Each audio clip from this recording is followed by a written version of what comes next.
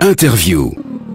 Bonjour à tous et à toutes, nous sommes aujourd'hui avec Séverine Reynaud qui est venue nous rejoindre pour nous parler de son association et puis d'organisation aussi. Bonjour Séverine. Bonjour David. Alors bonjour comment ça va déjà ? Très très bien. J'aime bien commencer comme ça pour savoir si mon invité va bien.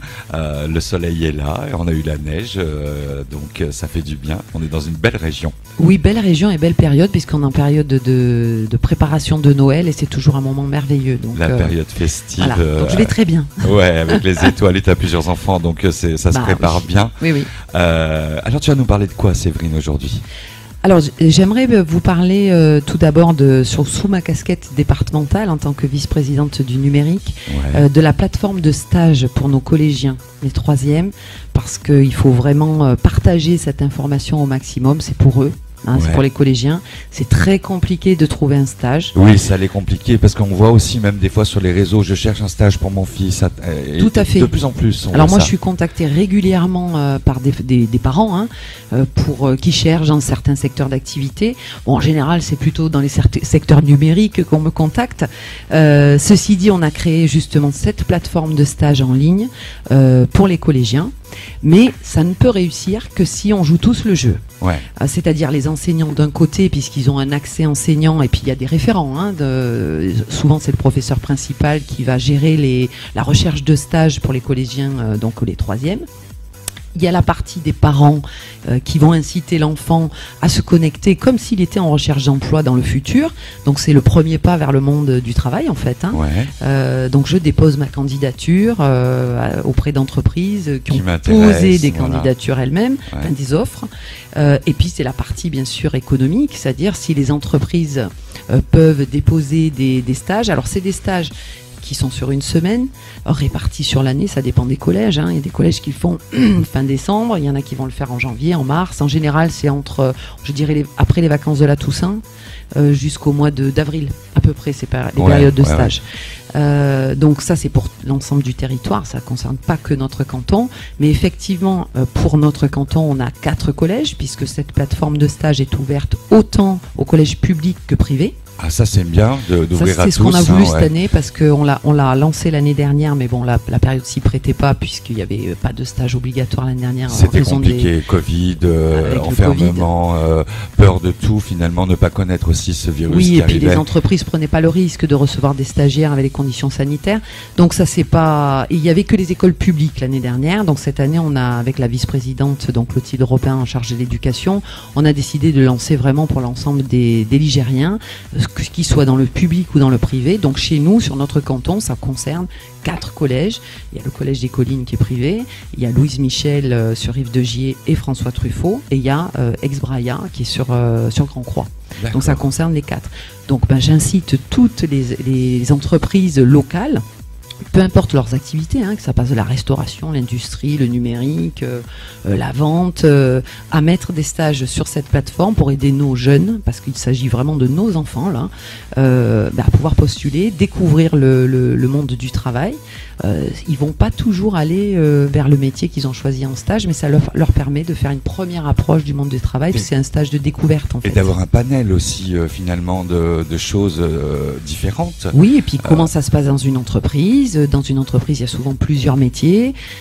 Comment c'est organisé. Et puis le fait d'aller sur cette plateforme, c'est je postule comme je le ferai quand je serai plus grand. Oui, ça apprend aussi finalement à chercher comme un travail finalement. Tout à fait. Les bases sont les mêmes. Voilà, donc je vous incite, parents, enfants. Le nom de la plateforme alors Alors la plateforme, donc c'est stage au pluriel collège.loire.fr. On le répétera de toute façon. Voilà, donc vous pouvez y aller, vous pouvez visiter, vous avez votre profil à créer, donc l'enfant peut le créer, les parents peuvent suivre, les enseignants aussi, et bien sûr les professionnels qui vont mettre les stages en ligne. On a des professionnels qui sont conscients, on a des métiers qui sont sous tension et pas que les métiers du numérique.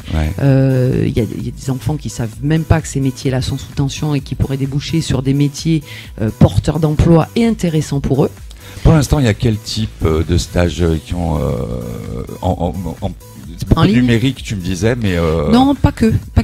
Il y a vraiment... Alors, on a un partenariat avec la CPME, qui est l'association qui regroupe, je crois, 500 entreprises dans la Loire, de petites et moyennes entreprises.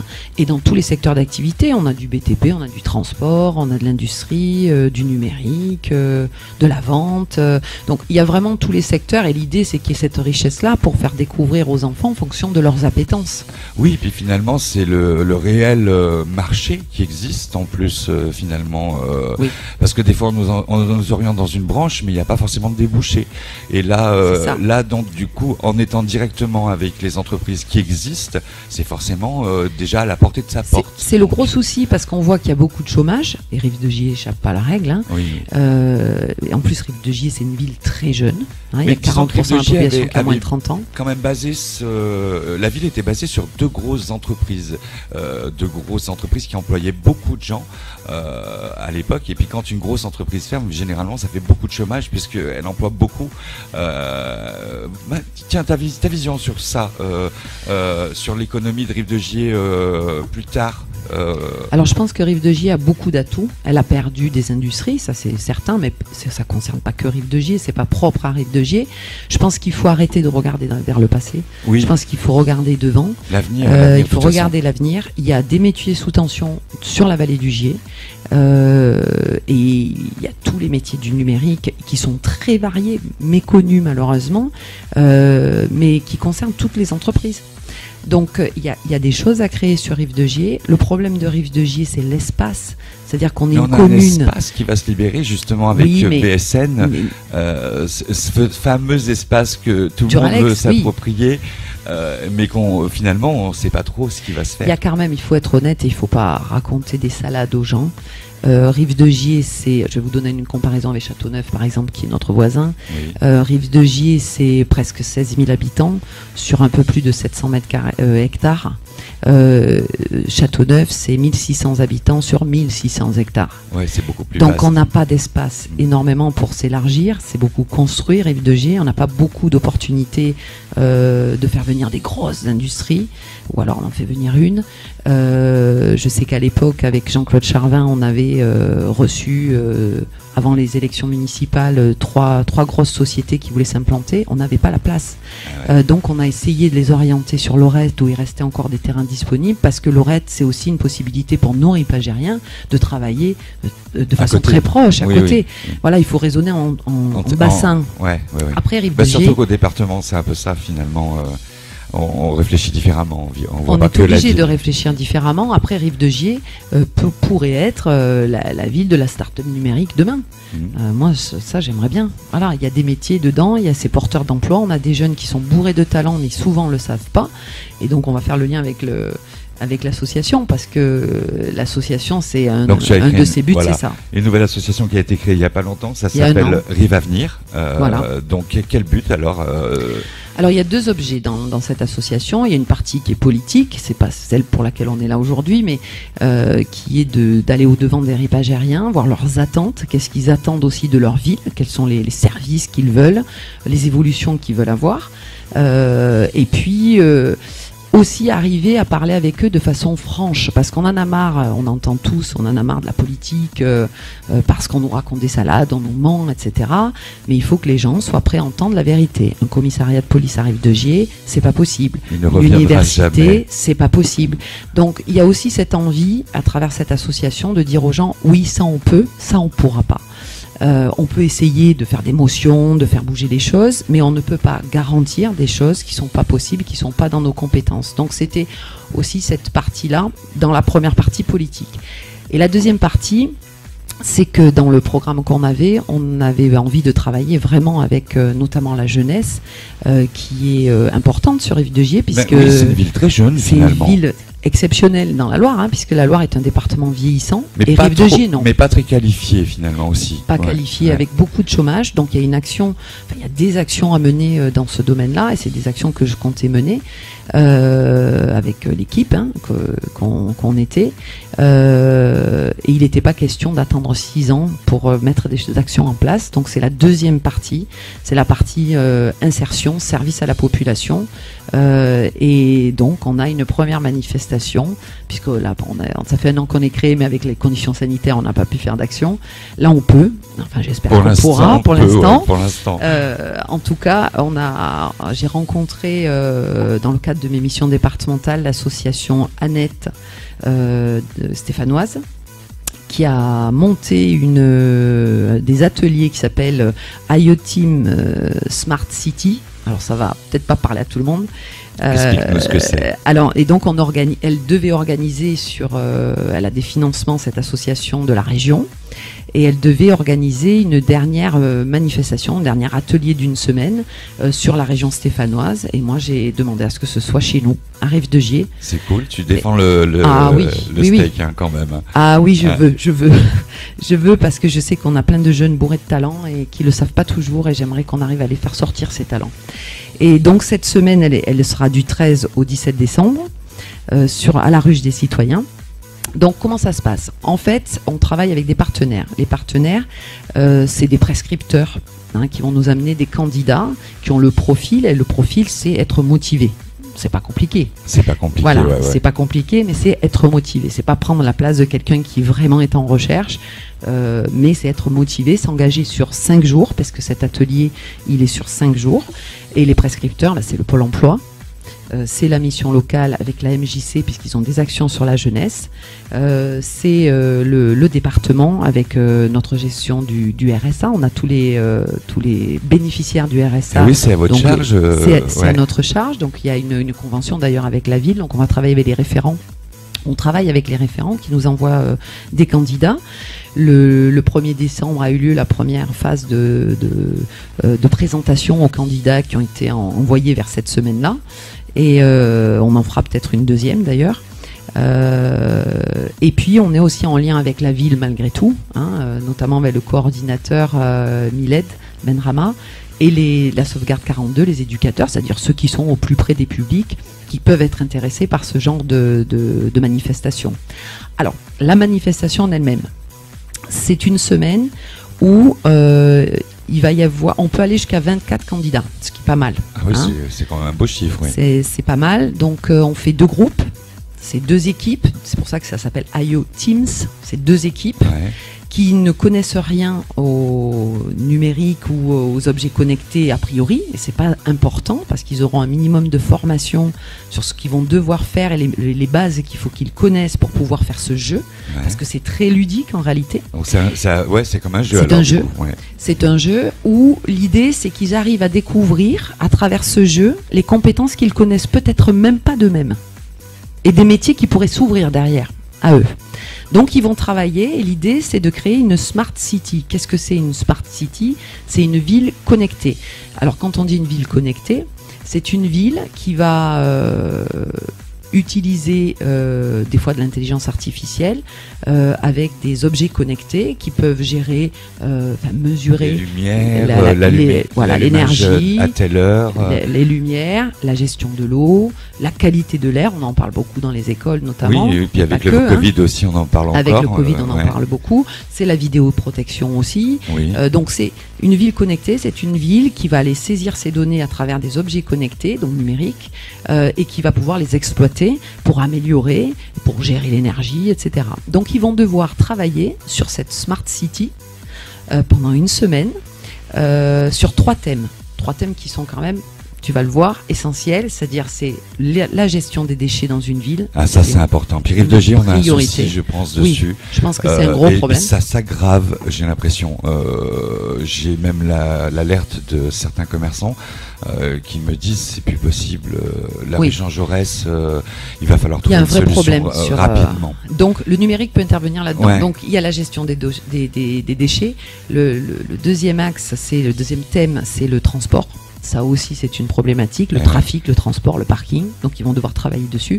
Et le troisième, c'est l'agriculture et l'écologie, qui est un thème qui est cher aux Français, je pense, aujourd'hui, et qui est essentiel. Donc, ils vont travailler sur ces 3 thèmes pour créer leur Smart City, en compétition, en fait, une équipe avec l'autre, et de façon ludique. Mais c'est pas tout. Toute la semaine, il y a des entreprises locales qui viennent, qui présentent leur entreprise, les différents métiers qu'elles ont en leur sein, Dans une entreprise, tu as les ressources humaines, tu as la comptabilité, Oui, tu as mais l'atelier, tu as plusieurs métiers.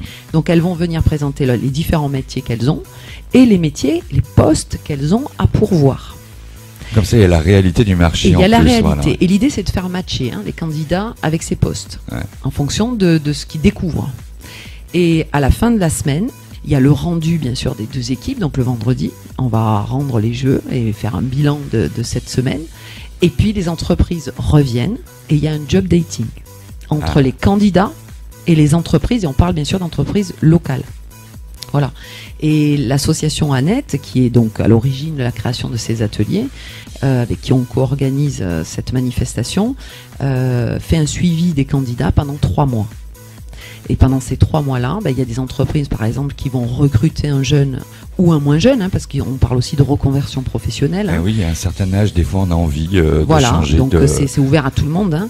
Et puis, ils vont peut-être l'entreprise va recruter et va pouvoir former en interne. Des fois, il faut que le jeune ou le moins jeune passe par une formation pour intégrer le poste pour lequel il a eu de l'appétence et pour lequel il a été identifié comme quelqu'un qui convenait au profil.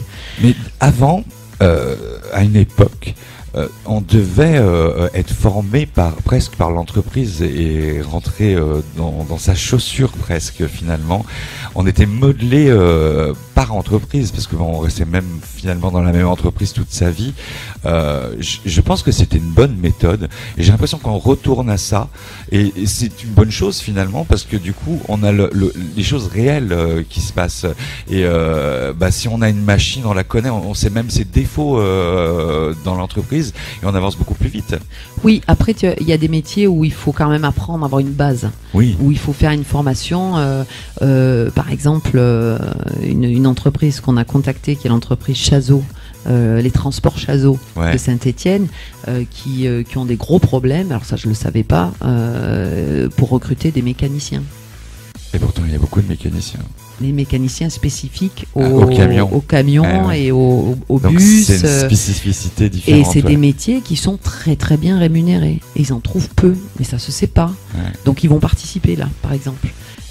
Donc là, il faudra certainement, je suis pas sûr que ce soit l'entreprise qui va former directement la personne à la mécanique directement, mais il faudra peut-être passer par une formation adulte. Pour intégrer et ensuite continuer d'apprendre sur le tas, parce que même avec une formation, on n'est pas formé complètement. L'entreprise, effectivement, continuera cette formation, la complétera. Voilà. Et quoi d'autre encore, Séverine ? Eh bien, écoutez, moi, je vous invite, si vous avez des gens autour de vous, des jeunes, des moins jeunes, qui savent pas trop, parce qu'on a des fois des virages dans nos vies où on sait pas trop où aller, on sait pas ce qui pourrait nous plaire. Même le virage du Covid, il y a beaucoup de gens de Paris qui reviennent à la campagne parce qu'ils ont été enfermés. Il y a quand même on appelle ça l'exode urbain. Ouais, il y a un bouleversement de l'exode rural. Bouleversement de la population qui est assez étrange en ce moment. Ouais. Alors on le constate, et puis la Loire étant très fibrée, ça permet justement d'aller s'installer dans des campagnes. Parce qu'avec la fibre, on peut télétravailler. On a beaucoup de gens dans la Loire qui sont employés sur Paris et qui travaillent de la Loire. Alors, ils doivent y monter, bien sûr, de temps en temps, au moins une fois par mois, voire une fois par semaine. Lyon est à côté. Voilà, on est très bien desservis. Du coup, ils ont la chance d'aller chercher des salaires un peu plus importants que dans la Loire. Ça pose problème d'ailleurs dans la Loire. Ah oui, parce que ça augmente les pour salaires. Parce qu'on a beaucoup de compétences quand même ici. Et on a une jeunesse qu'il ne faut pas qu'on oublie. Oui. Il ne faut pas qu'on l'oublie. Elle a l'impression qu'on l'oublie, la jeunesse. Oui. Elle a ce sentiment-là. Moi qui la côtoie assez régulièrement, arrive de J, elle a le sentiment qu'elle est oubliée. Elle a ce sentiment-là et puis elle aspire à des choses différentes. C'est-à-dire que notre époque, on savait qu'on allait faire nos études, on allait être diplômé, on allait rentrer dans une entreprise, on allait évoluer dans cette entreprise, voire dans une autre. En étant dans le modèle que l'entreprise quelque part nous imposait. Le modèle de nos parents aussi. Le modèle de nos parents. Et aujourd'hui, on se rend compte que les jeunes aspirent à une qualité de vie. D'ailleurs, ils sont très écolos, mais c'est pas un hasard. C'est qu'ils ont envie que leur planète, l'endroit où ils vivent, soit protégé. Ils ont envie de vivre avec des bons produits. Alors pas tous, mais la majorité ils aspirent à ce bien-être. Et je pense qu'ils ont raison. Je pense que c'est eux qui ont raison. et peut-être que le monde de l'entreprise va devoir s'adapter à ça aussi. Voilà. La transition écologique, le numérique, un bel avenir, tout ça finalement. Oui, c'est passionnant. Ouais, tout est à faire, on a une toile blanche, à nous de la peindre. Oui, tout à fait. Et puis voilà. Donc vous êtes entrepreneur, vous avez des stages, vous êtes commerçant ou des tas de choses différentes. Donc la plateforme, on va rappeler comment se connecter, le nom de la plateforme. Alors stage avec un S, collège au singulier, .loire.fr. Voilà, donc c'est pour les stages, c'est pour nos enfants. N'hésitez pas à vous connecter et puis à vous enregistrer pour avoir encore un plus grand vivier pour nos stagiaires. Voilà. Merci. Merci Séverine. Merci à toi David. Allez, on continue en musique sur Rive FM. Le bon son disco.